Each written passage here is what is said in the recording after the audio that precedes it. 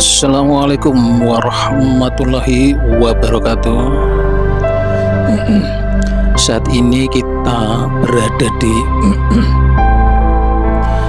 suatu wilayah di daerah Klaten Selatan,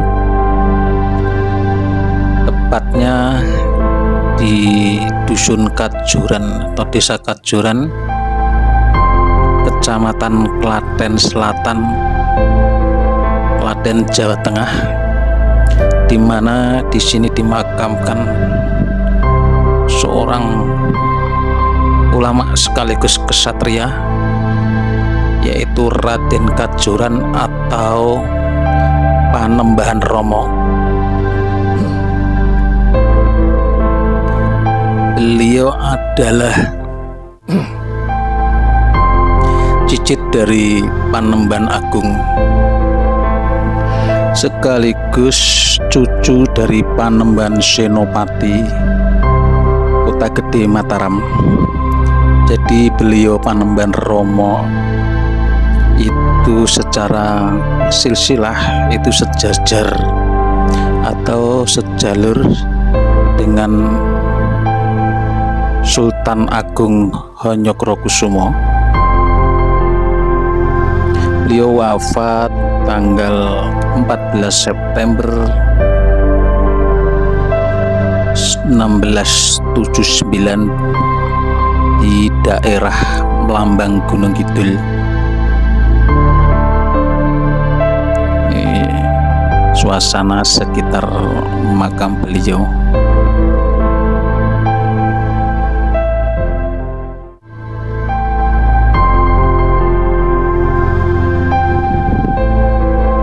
Buyut beliau Syed Kalkun atau Panembahan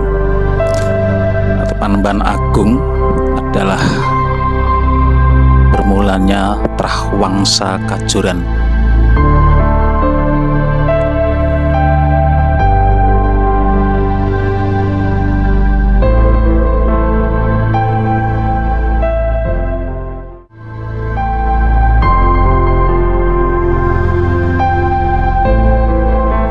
Akan masuk ke makam beliau.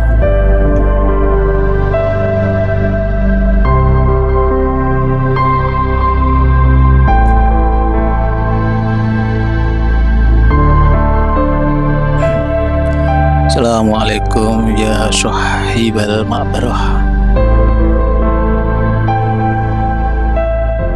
Ini adalah makam Panembahan Romo atau Raden Kajuran, cucu cicit dari Panembahan Agung.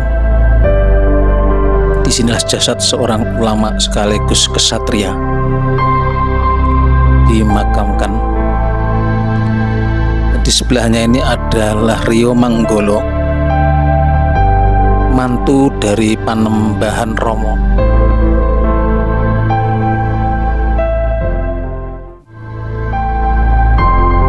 Dan di sebelahnya lagi ini adalah Pangeran Bimo, kerabat dari Panembahan Romo.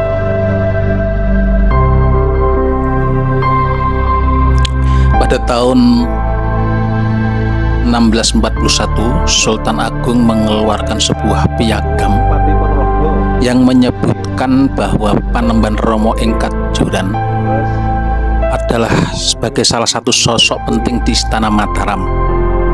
Kemudian di dalam surat Centini yang ditulis pada tahun 1823 menuliskan Panembahan Romo dari Trah Kajuran sebagai ulama yang karismatik dan penuh kasih sayang saat Mas Rebulang dalam lagu pengembaraannya datang bertamu kepadanya. Silsilah Trah Wangsa Kajuran memang unik dan kompleks. Dalam silsilah Kajuran, Raden Ayu Pangeran Raden merupakan kakak perempuan pertama Panembahan Romo. Dengan demikian Panembahan Romo merupakan cucu Panembahan Senopati. Panembahan Romo pada era itu dianggap sebagai sosok yang sangat penting di dalam Keraton Mataram karena paman Panembahan Rama yaitu Pangeran Jayaraga merupakan putra Panembahan Senopati dari putri kedua Panembahan Agung Krapyak. Nah, Kajuran maksudnya. Dari relasi nasab melalui pernikahan masih diteruskan oleh Susuhunan Amangkurat Agung dan keturunannya, karena beliau telah menikahi seorang putri dari Kajuran sebagai selirnya. Dalam Tuspajang menyebutkan salah satu menantu Susuhunan Amangkurat Agung yaitu Pangeran Adipati Wiromenggala juga berasal dari Trah Kajuran yang merupakan putra Pangeran Arya Wiromenggala, seorang pangeran yang berdarah Kajuran dan Pajang. Ikatan Kajuran Mataram makin menguat karena saudara Amangkurat Agung yaitu Adipati Purbaya III juga menikah dengan putri Panembahan Raden. Maka Wangsa Purbaya mempunyai istri dari Kajuran dan seolah-olah merupakan jembatan dari Kajuran dengan Raja-Raja Mataram. Hubungan dengan Wangsa Purbaya ini juga membuat Panembahan Rama semakin diperhitungkan, karena Panembahan Purbaya II menikah dengan kakak perempuan Panembahan Rama. Sementara putranya yaitu Pangeran Tumenggung Mataram Purbaya IV menjadi menantu Panembahan Rama. Dikisahkan Pangeran Purbaya kedua dan keempat yang merupakan keturunan Purbaya I juga menikah dengan adik perempuan Pangeran Raden. Karena itu Panembahan Rama menurut silsilah memang keponakan Purbaya I. Pangeran Purbaya I dinyatakan sebagai putra Panembahan Senopati dari putri keluarga Kiai Ageng Giring. Dengan demikian ikatan antara Kajuran, Giring, dan Tembayat menjadi erat. Hal itu menjadi alasan kuat jika Trah Kajuran atau Wangsa Kajuran sangat dihormati di dalam lingkaran Keraton Mataram pada saat itu. Terjadinya persilangan Trah Keraton Kajuran, Tembayat, dan Giring dikisahkan juga telah memainkan peranan penting perannya di dalam dinamika politik di Mataram kala itu. Demikian dikisahkan jika anak Susuhunan Amangkurat Agung yaitu Pangeran Puger yang kelak menjadi Pakubuwono I yang bertahta antara tahun 1704 dan 1719 juga menikahi putri dari Kajuran yaitu keponakan Panembahan Rama. Dengan demikian Pangeran Puger sendiri juga mempunyai darah Kajuran. Adipati Jayaraga adalah penguasa Ponorogo yang dikisahkan sebagai Trah Kajuran pertama yang memberontak pada tahun 1608 terhadap Mataram di masa Panembahan Hanyokrawati yang memerintah 1601 sampai 1613. Karena hal tersebut pada akhirnya Adipati Jayaraga harus dibuang ke Pulau Nungsa Barambang atau Nusa Kambangan pada saat ini. Disebutkan dalam Babat Alit, jika pada saat Susunan Amangkurat Agung, maka Trah Kajuran membantu Turnajaya menyerang Kedaton Mataram di Pleret. Karena itu putra Panembahan Rama yaitu Pangeran Adipati Wiromenggala dihukum mati oleh Susuhunan Amangkurat Agung. Karena hal tersebut maka Panembahan Rama Kajuran mulai terang-terangan membantu Raden Trunajaya yang juga notabene adalah menantu beliau melakukan pemberontakan kepada Pleret yang pada saat itu sudah mulai melibatkan pihak Belanda. Diriwayatkan setelah melalui berbagai rangkaian peperangan yang dramatis hingga Keraton Pleret runtuh pada 28 Juni 1677, maka ada sekitar 20-25.000 pasukan Jawa dan hanya sekitar 600 sampai 700 pasukan Madura berada di Mataram. Dengan demikian orang-orang Jawa di bawah Trah Kajuran lebih banyak menguasai Mataram. Meskipun demikian, Panembahan Rama justru kembali ke Tembayat, Klaten. Sedangkan orang Madura juga bergegas pulang ke Madura dengan membawa uang senilai 350.000 rial pada saat itu. Runtuhnya Pleret telah menyisakan beban bagi Adipati Anom atau Amangkurat II. Terlebih kekalahannya di Gegodok, wilayah Tuban saat ini, dan lolosnya Panembahan Rama membuat kalangan istana, terutama kerabat dalam keraton, justru mencurigainya yang dianggap telah melakukan persengkolan jahat dengan Raden Trunojoyo melalui Panembahan Rama.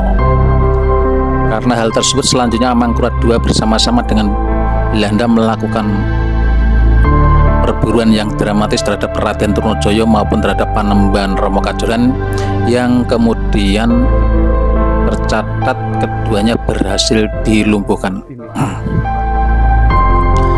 Selepas kematian Raden Trunojoyo dan Panembahan Rama, maka Raden Kertonadi dan Raden Kartonagoro, yaitu keponakan dan putra dari Panembahan Rama, selaku penerus yang memimpin pasukan Kajoran, harus mendapati kenyataan bahwa Pangeran Puger juga telah menyerah dan kembali kepada Sunan Amangkurat II pada tanggal 17 November 1681. Raden Kertonadi dan Raden Kertonegoro juga menghadapi kenyataan pahit lagi karena para pendukung lain telah dilumpuhkan.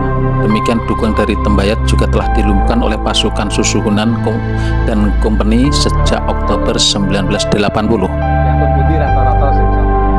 Pendukung lain yaitu pasukan Kyai Wonokusumo sebagai terah Ki Ageng Giring yang sejak awal mendukung gerakan Panembahan Rama, yaitu dengan kepentingannya menginginkan seorang dari terahnya yaitu Raden Mas Sutodito sebagai penguasa, juga sudah dapat dilumpuhkan oleh Sunan Amangkurat II dan pasukan Kompeni di Gunung Kidul pada November 1683. Sedangkan Raden Mas Sutodito sendiri terbunuh di alun-alun Kertosuro pada saat menyerbu Keraton Baru Amangkurat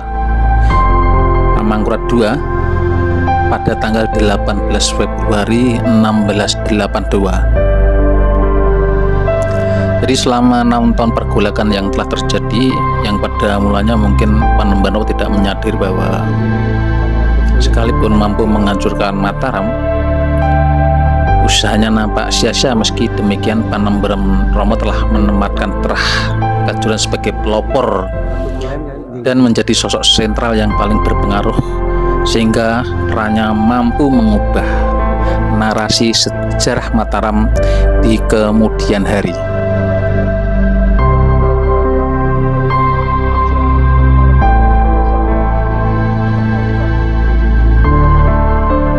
Dalam Babat Cirebon secara simbolik menyebutkan bahwa Kajoran terdiri dari orang-orang Muslim yang soleh,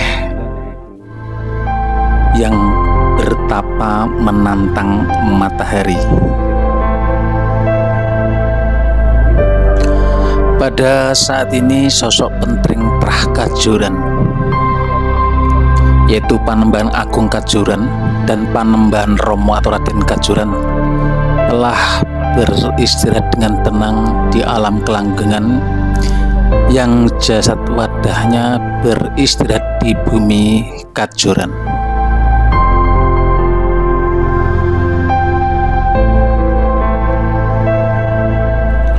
Demikian yang bisa kami sampaikan, semoga bermanfaat dan menghibur. Assalamualaikum warahmatullahi wabarakatuh. Demikian yang bisa kami sampaikan, semoga bermanfaat dan menghibur. Assalamualaikum warahmatullahi wabarakatuh.